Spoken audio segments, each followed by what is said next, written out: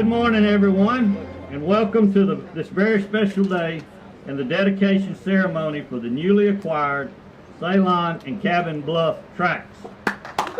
Let's go. I'm Mark Williams, and I serve as Georgia's Department of Natural Resources Commissioner, and it is an honor for me to be here today as we celebrate Georgia's conservation legacy and these wonderful pieces of property in coastal Camden County. Today is undoubtedly a high water mark that has been long in the making. Combined, these are some of the largest and most important conservation acquisitions projects the state has ever completed. The Cabin Bluff tract is 11,176 acres, of which 7,958 acres are available to the public. The rest is protected by a conservation easement. Ceylon is 16,082 acres and entirely available to the public. Together, they provide a critical buffer to the Naval Submarine Base Kings Bay, as well as Cumberland Island National Seashore. These tracts include longleaf pine, uplands, maritime forest, freshwater wetlands, and tidal salt marsh wetlands. Protecting them will allow for the expansion of a fire-managed longleaf pine ecosystem beneficial to the gopher tortoise and other imperiled species, and allow Georgia DNR to offer more public recreation lands. All of this has been made a reality through the help of many partners, including funding from the Georgia Outdoor Stewardship Program. Grants from this program were the primary funding sources for all these acquisitions. Without the stewardship program support, these projects would certainly have not been possible. And we are honored to have with us today two of our trustees, Mr. Carl Riggs and Mr. Eddie Cannon. Will y'all raise your hands?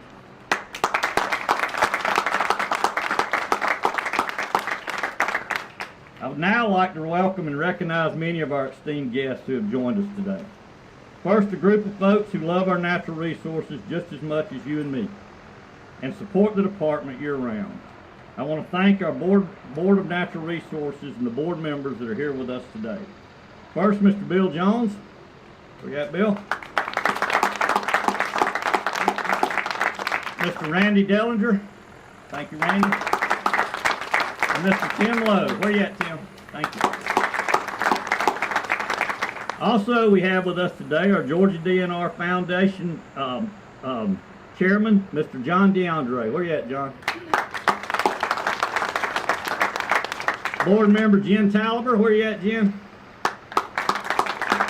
And our great executive director, Miss Lindy Sapero. Where you at? The three guys that mean a lot to me, three of my division directors are here with us today. Mr. Doug Haymans, who runs our Coastal Resources Division. Mr. Jeff Cowan, who sees about the greatest state parks in America.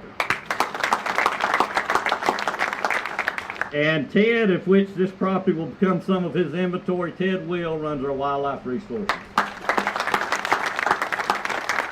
And if you work for Georgia Department of Natural Resources, raise your hand. I want to recognize all our employees with us today. We have a great DNR family. I also want to recognize some members of the General Assembly that are here today. Some will be speaking, but the ones that won't, I want to recognize them. I'd first like to recognize your local state senator, Miss Sheila McNeil. Your state representative, Mr. Stephen Saines. Chairman of my committee on the Senate side, Mr. Chairman Tyler Harper, Senator Tyler Harper, that came all the way from Osceola, Georgia. And maybe the furthest traveling is State Representative Kucha, all the way from Johns Creek. Where you at? She serves on the House Natural Resources Committee and does a great job. Also with us is Stephen Parker from Senator Ossoff's office. Thank you, Stephen. Now, today certainly would not have been possible without the vision and hard work and considerable investments of so many great partners. This is a lengthy list, so please hold your applause until the end for these organizations and their representatives who are here for this occasion. To start with, the U.S. Navy and the Department of Defense for partnering with us to acquire conservation easements all over these properties. The Fish and Wildlife Service, U.S. Forest Service, and Georgia Forestry Commission for their great involvement. The Nature Conservancy, the Conservation Fund, the Open Space Institute Land Trust for their help in acquiring these properties and holding them until DNR could purchase them. The Knobloch Family Foundation, Bobolink Foundation, Robert W. Woodruff Foundation, the Weiss Foundation, Eloise Bailey Thompson Family, and the Felburn Foundation for contributing vital grant funding. The Knobloch Family Foundation again, Hudson Land and Timber, U.S. Endowment for Forestry and Communities, the Anschutz Foundation, the Open Space Institute Land Trust Eastern Land Initiative Fund for providing, get this, 0% loans until we could close on this property.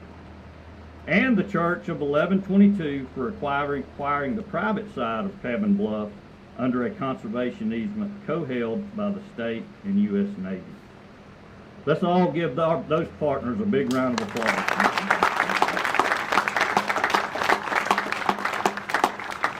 And at this time, I would like to welcome to the podium a man that's no stranger to us, our great congressman from Georgia's 1st District, my good friend, Representative Buddy Carter. Well, thank you very much, Mark. I knew him back when. I mean, I'm telling you, this guy's done great. We served in the Georgia House together, and I am so proud of the great job he's done. I want to thank all of you for being here. I have the honor and privilege of representing the 1st Congressional District of Georgia, which includes 100 miles of pristine coastline. And today, we are here celebrating preserving part of that. Preserving what I think is going to be a legacy for our children, for our grandchildren. And that's what's so very important. You know, the 1st Congressional District of Georgia starts up in north of Savannah, includes, as I say, the entire coast of Georgia, goes all the way down to the Florida state line. What a great area. I know you find it hard to believe, but there are 435 districts in the United States of America, and you happen to be in the very best one right now. But it truly is, and you're helping to preserve that. And I want you to know just how very important that is. Today, we witness what happens when we work together. As Commissioner just listed off the number of people who are involved in this, and I certainly want to recognize the Navy and thank them for their part in this. Thank you very much for what you've done in helping us with this as well. But it truly has been a team effort. You know, I'm very blessed.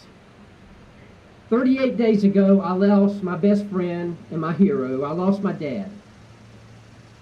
I grew up here. This is my home. This is where I've lived all my life. And as you can imagine, over the last couple of months, I've had the opportunity to reflect a lot on my dad. And some of my fondest memories are going fishing with my dad when I was growing up. And that's what I want to keep for my children. That's what I want to keep for my grandchildren. That's what I want them to have the opportunity to enjoy our natural resources, to enjoy this beautiful coast like I enjoyed it, and like so many people before us have enjoyed it. Today, thanks to you, you've done your part by helping preserve that, and I want to thank all of you for that. Thank you, and God bless you.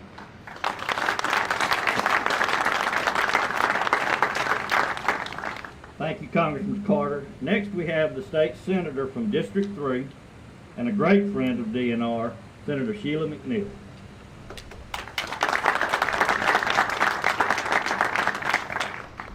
I'm honored to be here today.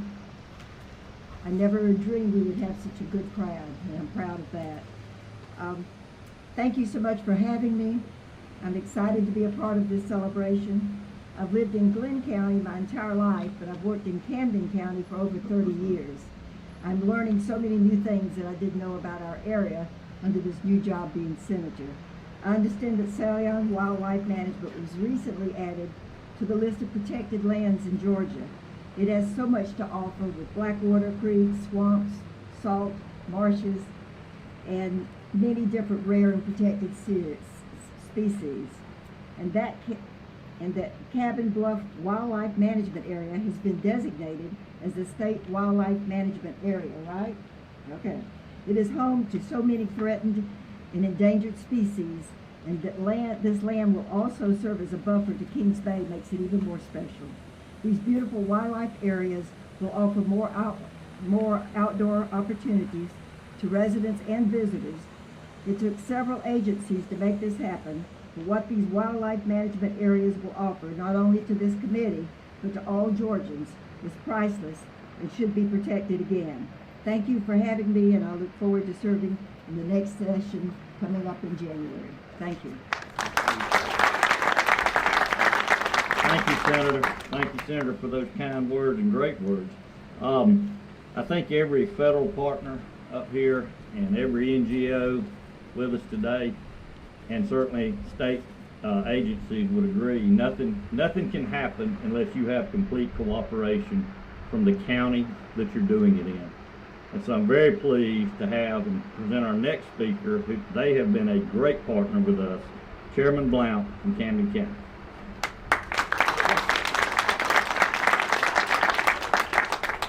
Thank you. Those that know me know I'm good for about 30 minutes to an hour. So let's get started.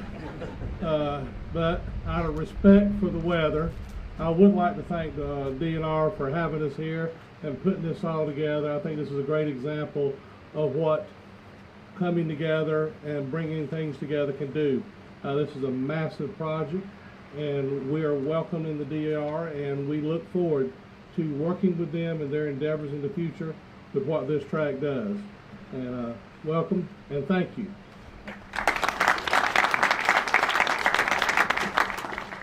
Thank you, Chairman. And now we'll be turning to our federal partners. So please help me bring up Assistant Secretary of the Navy for Environment and Mission Readiness, Mr. Carnegie O'Hannison. He may tell you if I butchered his name. That was great. Perfect. Thank you. Prime Minister Carter, Commissioner Williams, Senator, Chairman. I'm honored to represent the Department of the Navy here today, and I'm delighted to be able to celebrate with you all today this accomplishment. I feel like I'm a new friend among a lot of old friends, and I would like to say that we'd like to do a lot more of these with you all, distinguished guests and distinguished partners as well. The Department of Navy, so that you know, we manage about 4.6 million acres across 95 installations. That's Navy and Marine Corps across the country to support the National Defense Mission. We have a long history of implementing conservation programs to protect natural and cultural resources and ensure that our sailors and Marines have the spaces they need and are operationally capable to fight and win when they are called upon.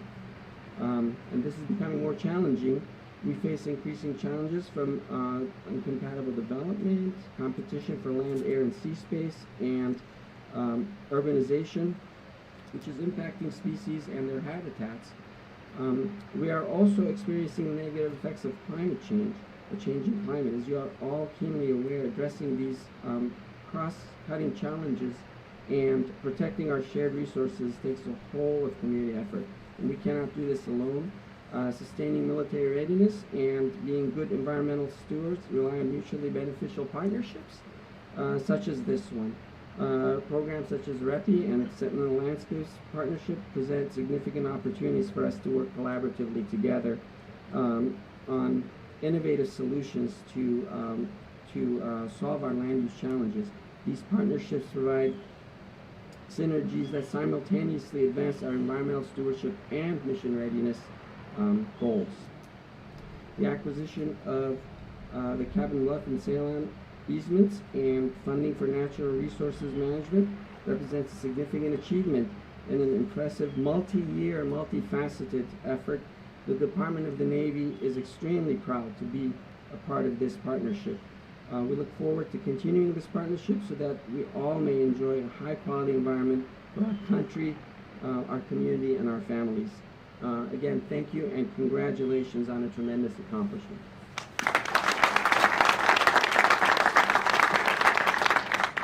Thank you, Carnegie. and I want to thank you for being here as well. The next person is no stranger to this community. He is our commanding officer for the Naval Submarine Base, Kings Bay, Captain Chester Parks. Come up, please come up. There you go.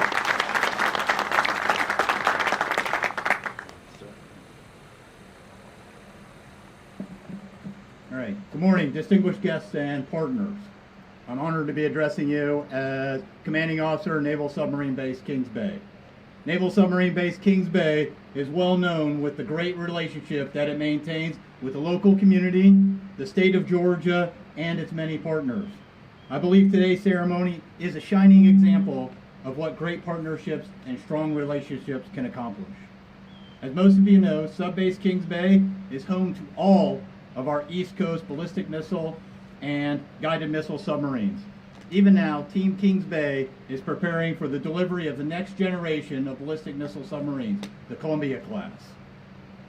These submarines support the Department of Defense's #1 mission of strategic deterrence, which is our capability to deter and dissuade current and future adversaries from attacking the United States and its vital interests.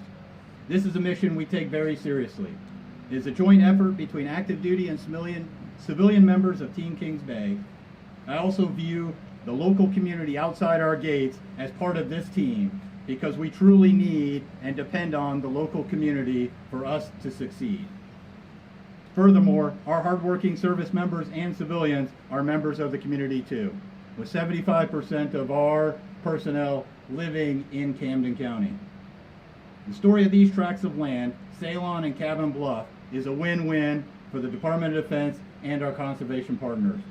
Setting aside 27,000 acres, almost double the size of Subbase Kings Bay, and preventing the encroachment issues from potentially threatening our mission at Kings Bay with incompatible development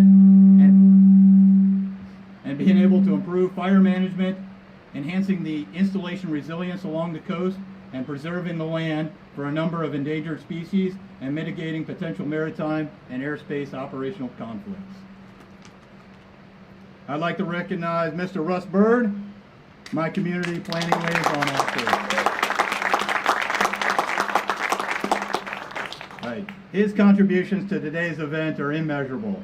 He's been working on the Readiness and Environmental Protection Integration, or the REPI project, since he started working at Naval Submarine Base Kings Bay 4 years ago. He brought his previous experience to be able to make this happen today. He is a valued member of my staff as well as the community. Thanks, Russ.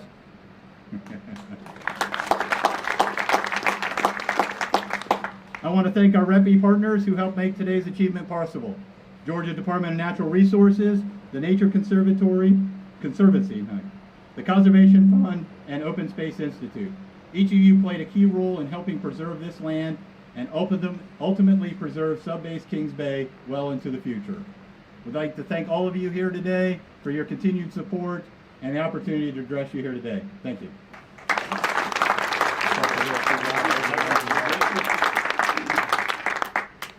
DA Forest Service Director of Cooperative Forestry, Ms. Kay Reed.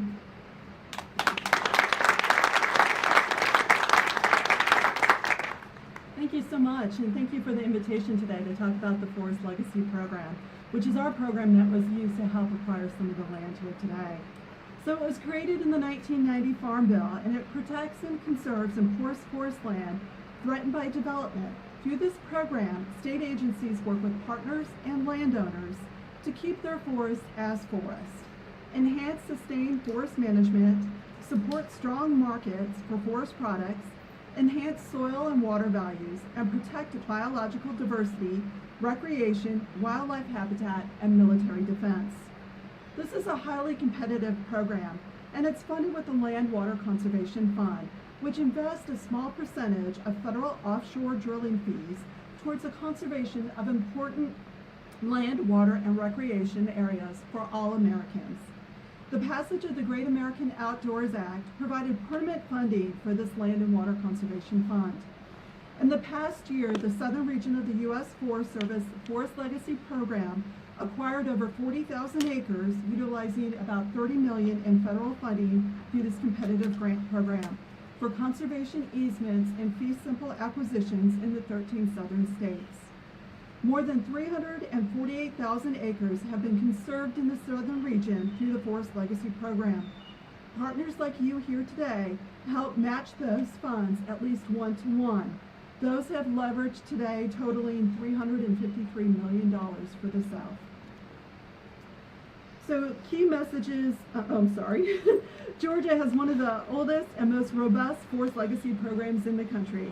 It's not easy or common to align multiple federal programs to work together towards a single goal, the conservation of an important coastal forest, such as Cabin Bluff and Ceylon, as we're celebrating today.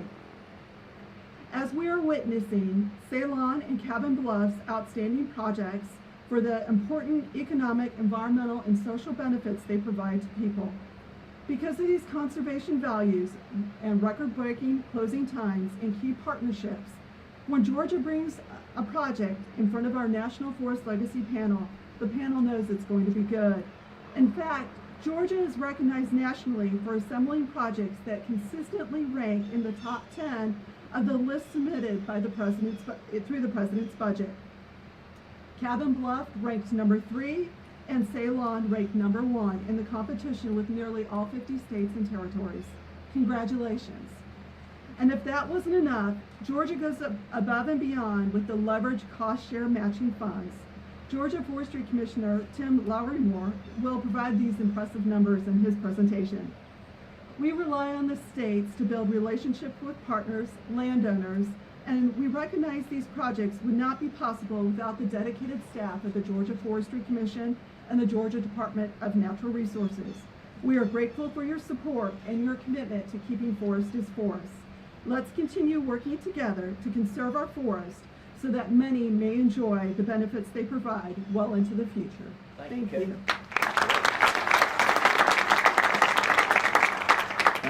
Thank you, Kay. And now for a good friend and fellow state employee, the Director of the Georgia Forestry Commission and State Forester, Mr. Tim Larimore.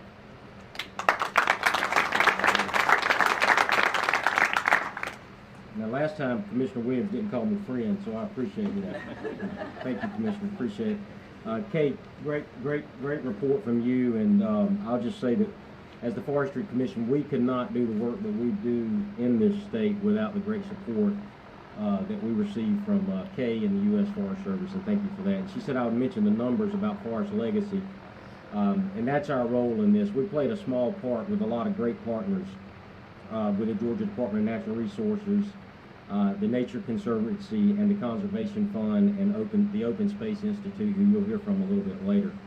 But our role was to facilitate the project development and the application of process that Kay described so well. And the Forest Legacy Project, a program here in Georgia, brought about a little over $7 million to this project, and we certainly are proud of that, and we're certainly excited about the opportunity to conserve and protect this great piece of property here in Camden County.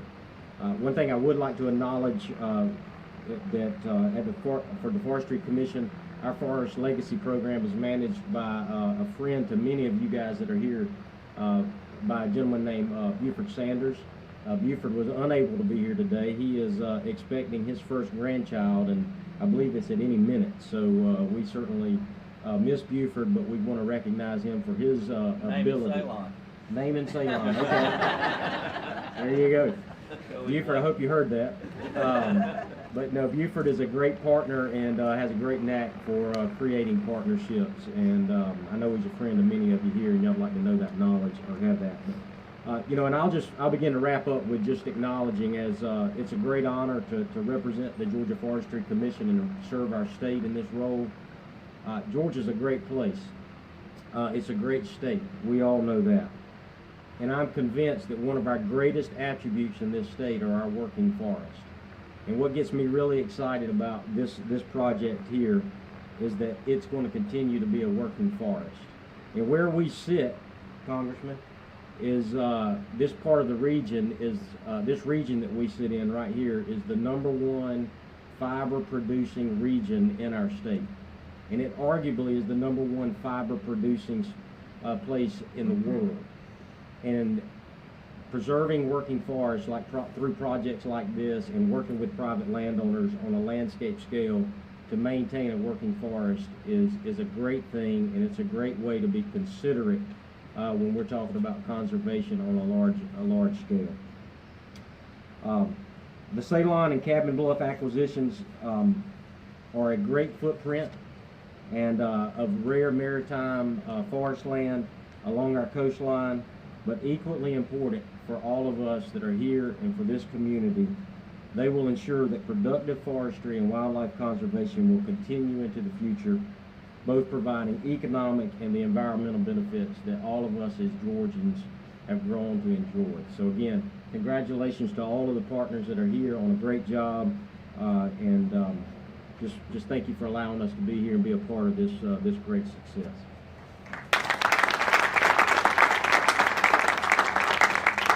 Thank you, Tim. Thank you, Tim. You start inviting me to dove shoots, you'll get back on my friends list. Now let's turn to some of our partner conservation organizations, and I want to start off with Georgia's Executive Director and great friend of the Georgia's Executive Director of the Nature Conservancy and great friend Darren Davis. Thank you, Mark. Y'all, this is a big deal. I'm not really sure if you recognize, when you think about today, what 27,000 acres of conserved lands really means to the state. But we're talking about not only habitat for wildlife, resilient coastline, but we're also talking about something that happened in an extremely short period of time. And as a member of an organization that works around the world, there are three things that I have found that make Georgia really special, and I hope will make you proud in the way that it makes me proud. One, we have vision. Not all states have a state agencies, with the vision for protecting and managing land the way we do in this state. Not all states have collaboration. Look around. Where else would you see the Navy sitting with the Knobloch Foundation, sitting with the U.S. Fish and Wildlife Service, only at a large-scale conservation event, only around these kinds of opportunities where we know we are leaving a legacy for everyone. And finally, commitment. I want to especially thank the staff and the board of the Nature Conservancy. If you're one of those, please raise your hand. We took a huge, I don't exaggerate, huge risk in purchasing Cabin Bluff. Did we know how to pay for it? Not at all. Did we know why it was important? Absolutely. Did they go along every step of the way and work incredibly hard to get it done? For sure. And I am so proud of all of them and the commitment they made. But especially, I want to recognize the 30th anniversary of our staff member who has been on the coast her entire career, our friend Christy Lambert. Happy anniversary, Christy. I will just end with, don't underestimate, please, how special these partnerships are. They don't happen everywhere. They should continue to happen here. It's not a matter of whether we can do it. It's a matter of whether we will do it and how we will do it. And I want to thank all of you for being part of the village that gets it done. Thanks, everybody. Thank you, Darren. Another great partner was the Conservation Fund, and we have with us today Andrew Schott, who is the Georgia-Alabama State Director. Andrew?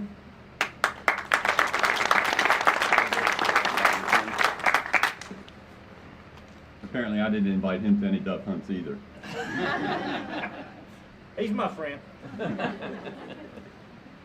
Well, thank you for everyone, or to everyone, for being here today. This is indeed an exciting time. I will say though, and I'm going to talk a little bit about details, July the 15th was even more exciting because that was the day when actually the state took ownership of the property and Open Space Institute and the Conservation Fund got their money back. That was a great day. But we wanted to have the celebration to share this with all of you and all the partners. And I am going to talk a little bit about details because sometimes people forget how these things come together. And they come together through partnership. You've heard about that. But partnership, you talk about an organization or an agency or whatever, but partnerships boil down to people. And it's the people that make this happen. And we're talking about how do we do this collaborative nature. It's working with people. I started working on this project, the Ceylon project, in 2009. Okay? That's when Steve Freeman, Chief of Real Estate for the Department of Natural Resources, says, Andrew, we need to protect this property. And there were many comings and goings and changes until December of 2019, when we actually were able to buy the property. Buford Sanders with the Georgia Forestry Commission that Kim already mentioned, he was a sounding board all along, talking about the negotiations. When you're buying 16,000 acres, this isn't just reach in your pocket and put money out on the table and the seller says okay. It's a lot of conversation, a lot of discussions, a lot of what ifs. And Steve and Buford allowed that to happen. And then it's like, okay, we have a deal. You know, I think it was like in April or March of 2019, we had a deal, we had a contract to buy the property. Then it's like, okay, gosh, I guess we better find some money to pay for it. And so, I mean, Steve really, took the lead on making that happen. But then Open Space Institute steps in and says, oh, by the way, we'd like to bring a bunch of money to the table to make this happen. And so bringing that as a new partner for me into this, bringing Mariah into this, was just outstanding. So in December of 2019, the Conservation Fund, with the help of all of those people who represent organizations, with the help of all those people, we had the capital together and we were able to buy this property in December of 2019.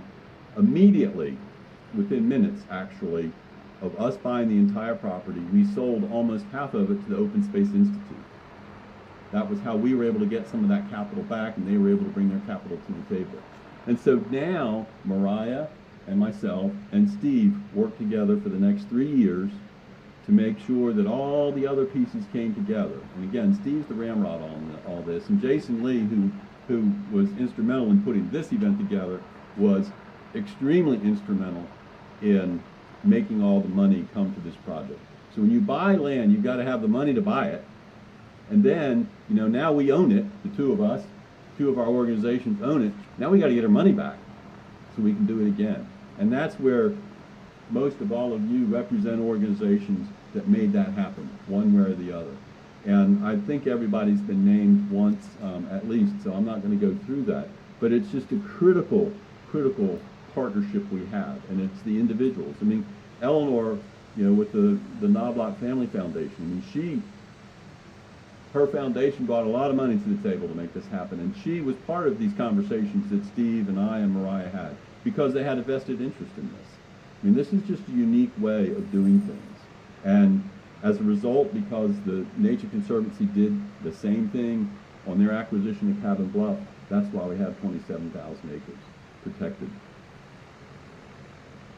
I do want to talk a little bit about the Georgia Outdoor Stewardship Program, because that is a state funding mechanism that brings state dollars through the sales tax on outdoor sporting goods. That makes that money available for land acquisition. And that was also an instrumental part in the state's ability to acquire this land, and how it was able to match the federal dollars match the state dollars, however you want to look at that. It's just a critical aspect.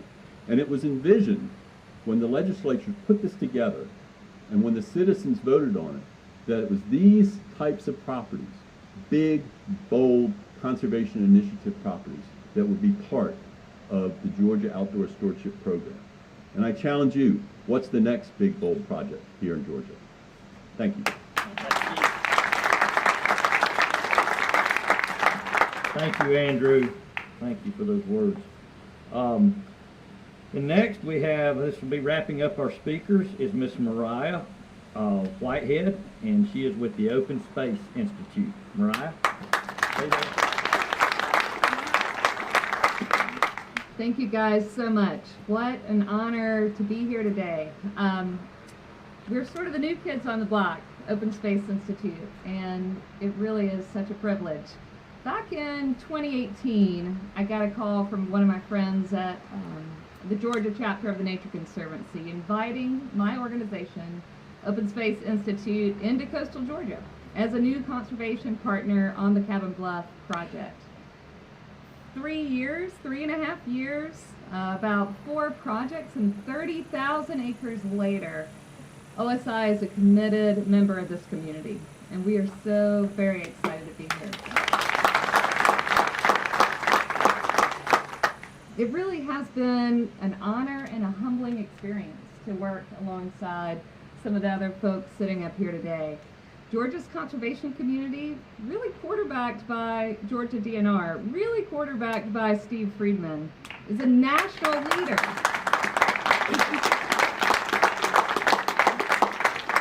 A national leader in landscape scale conservation. I challenge you to find another state that has protected critical habitat and land at the pace and at the amount that we've seen in Georgia over the last decade. And the conservation is really a team sport.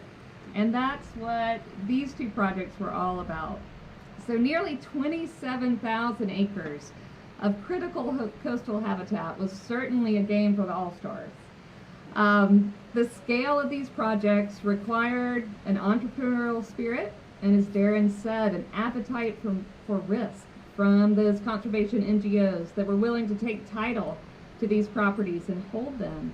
So the Nature Conservancy, the Conservation Fund, and to my board members and leadership at Open State Institute, thank you for that. It required the faith, the trust, and the deep commitment to conserving Georgia's natural resources from the funders that made low-interest loans, no-interest loans, and direct contributions to this project. Thank you, Knobloch Foundation, the Weiss Foundation, the Bobolink Foundation, and the Woodruff Foundation. I'm going to stop for that. It required some of the most creative and determined and talented grant writers in the industry to secure the funds to pay off the loans, as Andrew said. Folks like Jason Lee, Jacob Thompson, Wade Harrison, and Steve Friedman. And it required that our state and federal funding partners recognize the unique and time-sensitive conservation opportunity that we had before us in Georgia. Those partners allowed us to harness the funds to actually complete these projects, as Andrew said, in record time. The GOSA program, U.S. Fish and Wildlife Service NAWCA program, and the National Coastal Wetlands program, USDA's Forest Legacy program, and most significantly, the Department of Defense's record program. Thank you. So what a community. Really unparalleled in my eyes. Wendell Berry, author and conservationist, defines community as the condition that knowing that a place is shared, and that the people that share that place define and limit the possibilities. We're fortunate that the people of Georgia have a deep sense of place and a connection to the natural world. It allows them to recognize when a place is better off shared by the gopher tortoises and the indigo snakes and the swallowtail kites and the red cockaded woodpeckers, shared by past generations and future generations, shared by locals and visitors that want to experience wilderness, that want to hunt and fish and unwind in Georgia's public lands. So thank you for being part of that community that defined and limited the possibilities for this place. And thank you for the enduring legacy that you've made for Georgia.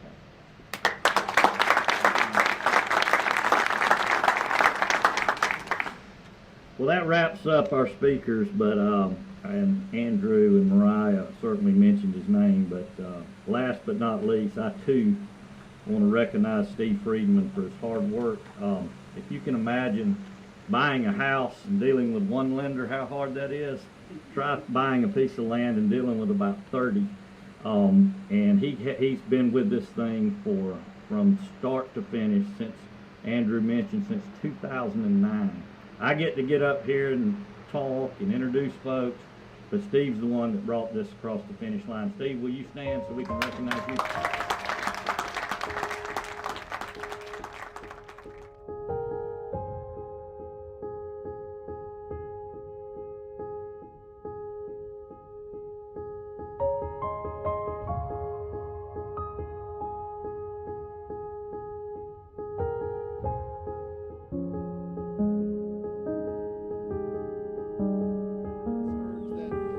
come in. And this area is that very same ridge that Savannah is located on. It's an old barrier island strand that goes all the way down the coast to Florida. And you're about 25-foot mean sea level here right now. So in addition to colonial towns that were located here, Native Americans also located on these high, dry, sandy areas. And there used to be a town near here called Ufera, according to the French and Spanish interpretation, who came here around 1550 or so and found a very prosperous Native American town. By the late 1700s, that town had faded from history, though, probably due to disease and other interactions with the colonials. And the English came in, and this property was deeded to a William McNish, who's buried in that concrete-looking slab. It's actually a rock slab with the brick side right there. He was from Gatehouse, Scotland, and he had a 2,000-acre deeded crown grant, and a crown grant is where the king actually donates the land to an individual, and it carries certain rights with it to this day, actually. And he had a plantation here, and for the next 100 years or so, the plantation era persisted on this whole neck. This whole neck is called Floyd's Neck, and there's several 2,000, 3,000 acre plantations that cropped up all around this individual right here. And eventually, with the Civil War, the plantation era came to a abrupt end, and we entered what was an economic depression for the South, commonly known to us as Reconstruction. And during Reconstruction, the primary economic means and really what brought the South out of the Depression was the harvesting of longleaf pine timber up in the watersheds of all these different rivers and all around the southeastern region. There were 90 million acres at that point. There's just a few million left right now. So this particular spot is where the town of Ceylon was founded by the Hilton and Dodge Timber Company. And the reason it was here is it's on this inside bend of the Satilla River, protected from the coastal weather, but deep water, so that the longleaf logs could be floated down the watershed and processed here at this town. So they processed naval stores, which was a huge deal back in the day. Most ships were wooden, and they required a lot of turpentine and other products produced from the longleaf pine to keep the ships afloat. The wood itself was prized in Europe for a whole host of building purposes, and so the town existed during that whole harvest of the watershed. So as all the longleaf pine was harvested out, eventually the town of Ceylon declined and became less and less, affluent, obviously, and eventually as tradition holds, there was a night watchman who was supposed to keep water in the boiler that they processed the naval stores with, and he fell asleep, possibly inebriated, and did not replenish the boiler water, and the boiler exploded and ended up on the north side of the Satilla River in shrapnel, and that was the end of the town. The town also used this as their cemetery, by the way, so it's got a plantation era graves and the mill era graves. And then after that, the town was abandoned, or actually a lot of it was picked up and moved to the Okefenokee Swamp, where they were beginning the harvest of the virgin cypress in that area. And this area was left to succeed back to natural forest and back to cattle productivity, that kind of thing. And it persisted that way for several years until Bill Jones and the Sea Island Company came along and bought it, and they managed the whole property with a very light touch, with an eye for conservation, basically. And so it's sort of self-restored, just being left alone, and with also by using prescribed fire. And so what you'll see on this tour are a lot of intact native habitats that you don't see on the rest of the coast. Part of that's because Bill and company did not drain the wetlands, so the wetlands you'll see are mostly undrained, whereas the rest of the coast, almost everything is a drained wetland. The timbering techniques that they used are a real light touch. They didn't bed much. They didn't do a lot of topographic disturbance. And then they left just a lot of the habitats alone. This is one of them. This is a maritime forest habitat found only along the coast from North Carolina to Florida. A very unique habitat that's very valuable from a conservation perspective. And as you can see, it's pretty much been left alone except for the clearing here in this field in the cemetery. And that's dominated by live oaks and cabbage palms. And it's important for a whole host of birds and other critters that Tim will talk about in a little bit.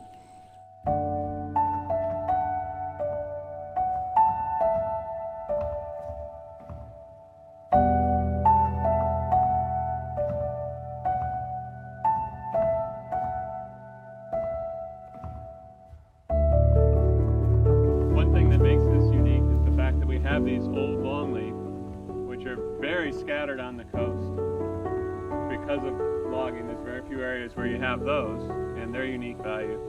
But then from a botanical standpoint, the ground cover underneath is almost more exciting, because what you have down here is a lot of things that once they're lost don't come back at all.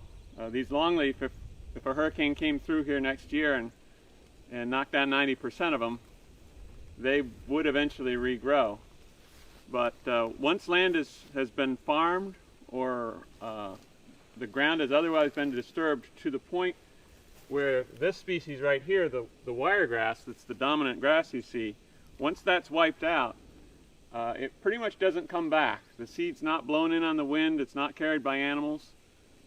Even if there's a few clumps left, the seed really only spreads within a few feet of that individual clump. So you can imagine if all we had left was a little strand of it out here at the edge of the road, how many centuries would it take for that to spread all the way across there if this had been a cotton field? So the fact that we have this wiregrass here tells us that this never had any major soil disturbance. And the fact that we have so much of it has to do with the fact that this was regularly burned right along. Historically, of course, it would have burned on its own, but then even in more recent years, because it was being managed for wildlife purposes by the private landowners, they were also doing some burning. And that allowed it to stay open like this. It's not choked with small oaks like you see in so many places along the coast that have been fire suppressed. So all that together has preserved this ground cover that would take hundreds and hundreds of years to really reconstitute itself if it had been lost. And that's one of the reasons it's so exciting for DNR to be able to protect a property like this, because it would cost thousands of dollars an acre to come into land that didn't have this ground cover and try and put it here, try and plant it. Now, this is useful as a reference because we are trying to restore ground cover like this on other DNR properties in southeast Georgia. And part of that process will involve, say, collecting seed from remnant stands like this, trying to propagate it, collect seed year after year, propagate it, spread it into other areas. But you can imagine that's going to be a long, slow, expensive process. And right here we have it already set for us.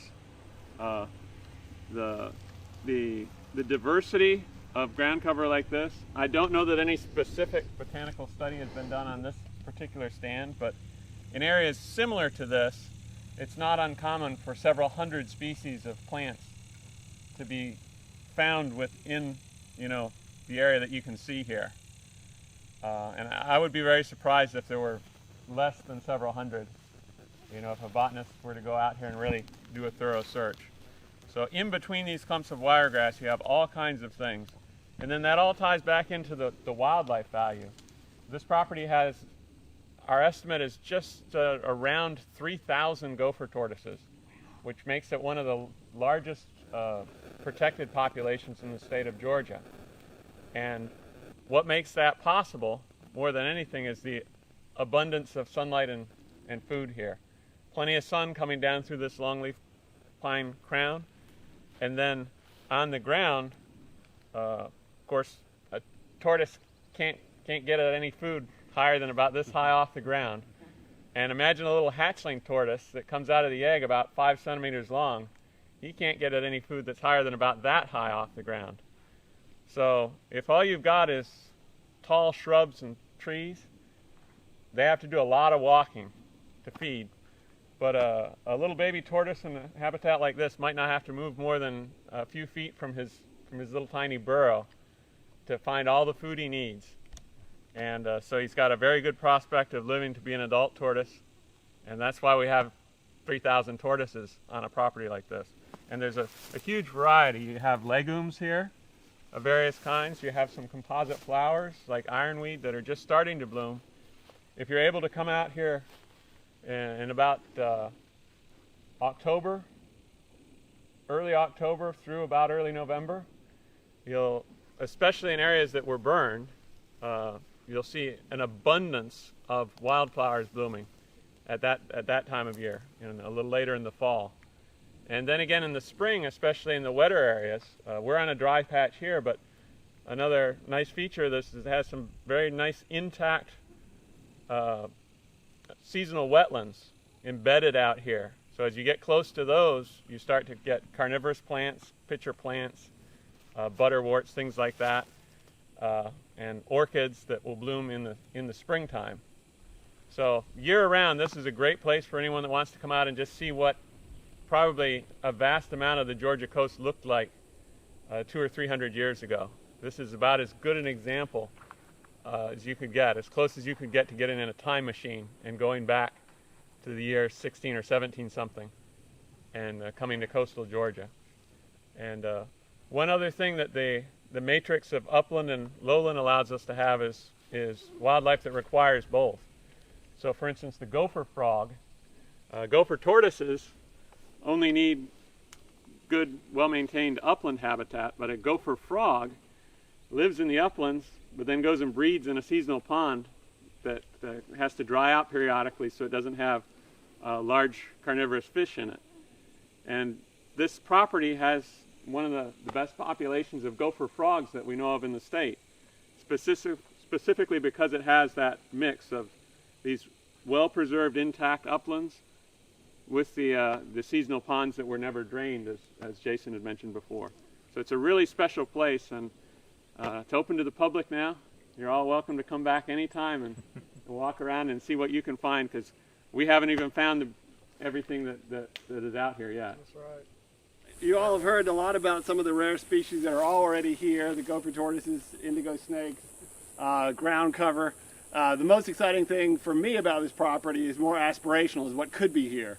And so looking at these properties, particularly these older stands of longleaf, just sort of scream to us red-cockaded woodpecker and the suite of species that are then protected when you provide habitat for them. So you're probably all familiar with the red-cockaded woodpecker. On the coast, there's relatively few populations. There's one in Okefenokee, Moody Natural Area, and Fort Stewart. It's much more common in southwest Georgia, where fire and open pine stands are much more cover the landscape. But here we've got trees, as Jason mentioned, that are 140, 150 years old. They're large enough to have cavities, so we're working very hard on providing foraging habitat, enough foraging habitat for these birds if we can entice them here or translocate them here. As a species, they're really fascinating. They're the only woodpecker that excavates a cavity in a live tree, which puts a real bottleneck on their ability to expand and move into new areas, because it can take several years to actually excavate a single cavity. They also have a really complicated social structure. Unlike other woodpeckers, there's usually multiple young males that hang out with the breeding parents and help at the nest. They help incubate, they help feed young. And so you get what are called clusters, where you may have 5, 10, even up to 20 or 30 cavities, but it's really one family group. The young females typically disperse and look for adjacent territories. So it makes it complicated to try to bring a species like that with such a complicated social structure into a new property. One of the kind of the breakthroughs in red-cockaded woodpecker habitat followed tragedy, which was Hurricane Hugo on the coast of South Carolina, which hit Francis Marion Forest and knocked over a huge proportion of the pine trees that had active red-cockaded woodpecker cavities in them. And so that really led to this concept of artificial cavities, where you don't have to wait for 100 years for the pine tree to get big enough to get heart rot, which then entices the woodpeckers to come and start excavating a cavity. You can wait till the pine tree is 15 inches diameter at 20 feet tall, climb up and cut a little box out, put in a cavity. You can have a metal screen on it, which reduces predation. And so you can really jumpstart the whole process of bringing woodpeckers into suitable habitat. And so that's what we hope to do on this property. Between Cabin Bluff and here, there's real potential for a number of clusters. We've already installed several inserts not too far from here, just down the road.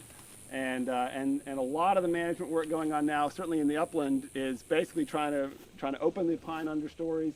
They need, depending on the quality of the habitat, up to 200 acres of foraging habitat per cluster. In some places less than that. Hopefully here it'll be less than that. But they need kind of open understory pine.